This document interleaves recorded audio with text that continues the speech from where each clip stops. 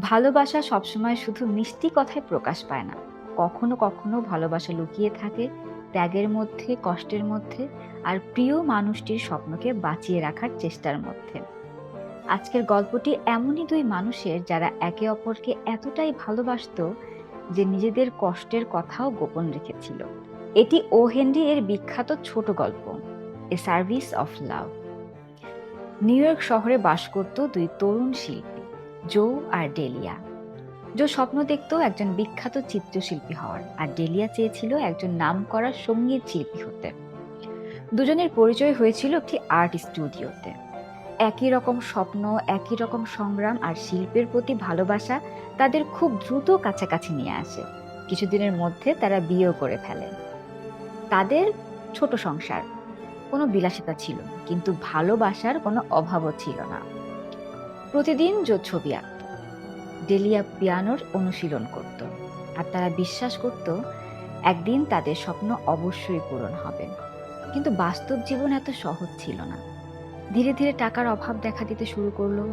ঘরের ভাড়া, খাবার, প্রয়োজনীয় জিনিস সবকিছুর খরচ বাড়তে লাগলো। একসময় পরিস্থিতি এমন হলো যে শুধু স্বপ্ন নিয়ে বেঁচে থাকা কঠিন হয়ে পড়ল।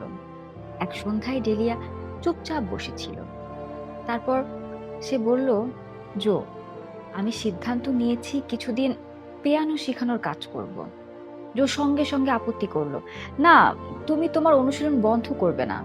কিন্তু ডেলিয়া হেসে বলল, এটা সাময়িক, আমরা দুজনেই আমাদের স্বপ্ন পূরণ করব। পরদিন ডেলিয়া খুব খুশি মুখে বাড়ি ফিরল। সে বলল, জানো, আমি একজন ধনী পরিবারের মেয়েকে পিয়ানো শেখানোর কাজ পেয়েছি। ওদের বাড়ি খুব বড়, আর তারা আমাকে ভালো পারিশ্রমিক দেবে। জো খুশি হয়ে গেল, এখন অন্তত কিছুটা স্বস্তি পাওয়া যাবে। কিন্তু জো নিজের ভেতর অস্বস্তি অনুভব করছিল। সে চাইছিল না যে ডেলিয়া একা সব দায়িত্ব বহন করুক। তাই সেও সিদ্ধান্ত নিল কিছু একটা কাজ খুঁজে বের করবে। কয়েকদিন পর জো ঘোষণা দিল, ডেলিয়া, আজ আমার একটা ছবি বিক্রি হয়েছে। ডেলিয়ার চোখ আনন্দে চকচক করে উঠল। এখন মনে হচ্ছিল তাদের কঠিন দিনগুলো হয়তো শেষ হতে চলেছে।